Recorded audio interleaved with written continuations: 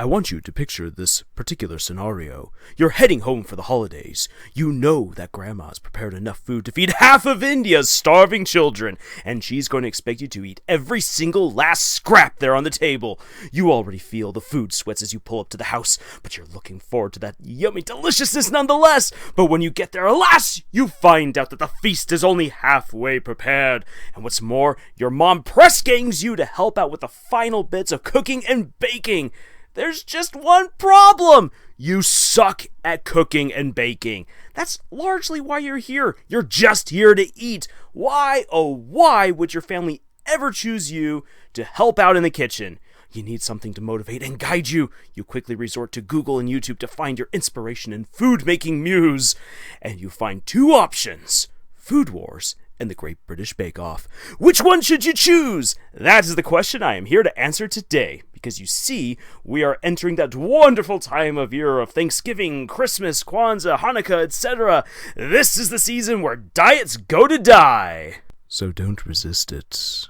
Just give in and enjoy some amazing food.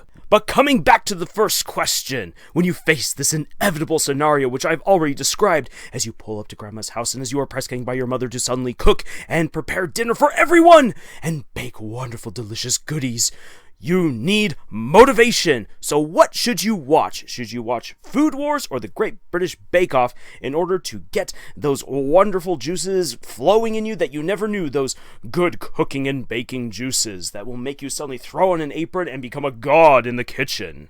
Do you watch Food Wars or the Great British Bake Off? To answer that question, let's look at which each show has to offer you. First off, Food Wars. It's an over-the-top edgy anime about a prestigious cooking school where students settle matters between them by having high-stakes cooking competitions. The main character, Soma Yukihira, has been duped by his dad to join the totally bona fide, not a ridiculous setup or an impractical cooking academy in order to become a fine chef.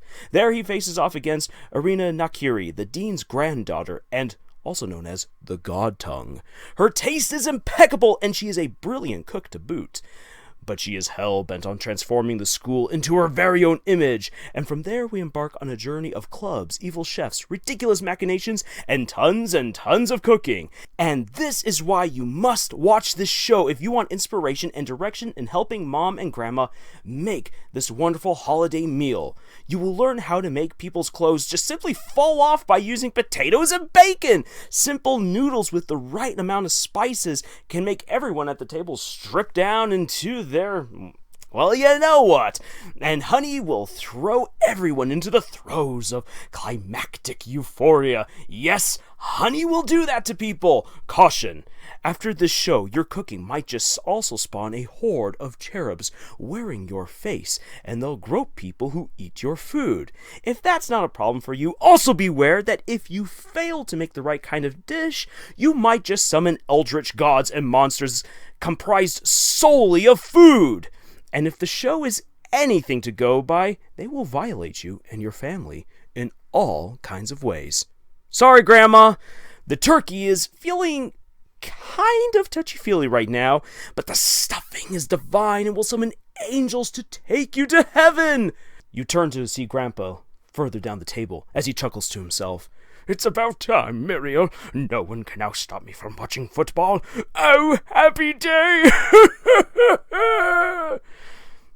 Honestly, the real message of Food Wars is that cooking, like writing, is always better with friends, and that great meals are made up not just by the food, but by the people you share it with. And that great meals are often discovered through experimenting and doing something simply new. You will fail at times, but you will also discover a lot of new foods and combinations that will just simply blow you away. I just wouldn't try stuffing the turkey with calamari or butter rolls with spiced rice pudding. That just sounds terrible. And if you find yourself unable to quickly improve in the kitchen as you are watching this and also helping Mom and Grandma, well then at the very least you can enjoy the show for its plot. Then we have The Great British Bake Off, or as you'll find it on Netflix, The Great British Baking Show. This sweet, melodious, friendly baking competition involves citizens from all over the UK and from all walks of life. 12, sometimes 13 competitors are given challenges from the show's judges, Paul and Mary, later Paul and Prue, and these amateurs must make professional level bakes. And where Food Wars hits you well over the head with enough sex appeal to fill an Olympic-sized swimming pool, The Great British Baking Show wants to soothe you with lovely music and unabashed sportsmanship. Oh, isn't that lovely? And if the lack of plot in this reality television series frustrates you, you clearly have not had Paul Hollywood compliment your layers, or Mary Berry telling you just how lovely your obviously terrible dish tastes. This is the positive reinforcement that we need, people! But it's more than the warm fuzzies that the show fills you with. The competitors and judges give you tips on how to bake, and there's even a masterclass series where they show you step by step how to make these amazing bakes.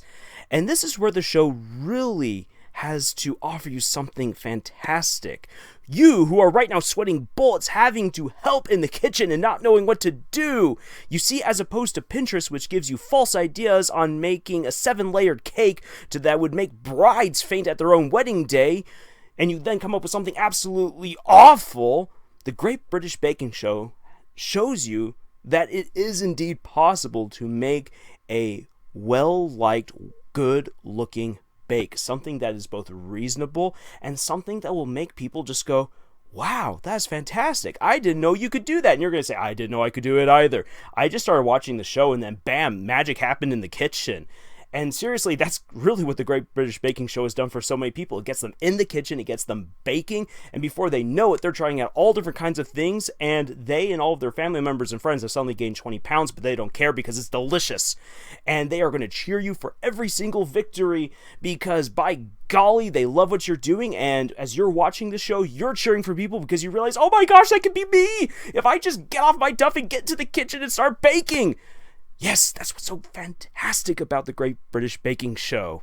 Seriously, watching the show, it will make even your simple chocolate chip cookies out of a pre-mixed bag taste and look wonderful, as if you could serve it to the Queen of England herself, or better yet, Mary Berry. And who knows, maybe you'll get fancy and turn that Turk Kraken that you were making earlier thanks to Food Wars into a passable meat pie for dessert. So, in the spirit of the season's reckless abandonment towards food, let's get pumped for stuffing our faces, slipping the belt back a couple of notches, and prepare a place on the couch for a food coma! Because you've got a lot of cooking and baking ahead of you, and you know what? Just watch both shows! Watch Food Wars and The Great British Bake Off. Just not at the same time. You could possibly end up summoning an eldritch Paul Hollywood made of gingerbread. And that is so wonderfully terrifying. And if you're wondering what any of this has to do with writing, since we are a channel for novice writers, well, that's easy. Practically nothing. If you want writing advice from us, go check out our other episodes on this channel, or for deeper discussions and laughs, check out our podcast, Camille's Harem. But seriously, just take some time to enjoy the holidays. Eat some great food, relax a little. Writing is fun, but don't burn yourself out, even if it is NaNoWriMo. Also, don't accept squid from questionable teenagers. It's a bad idea. Trust me.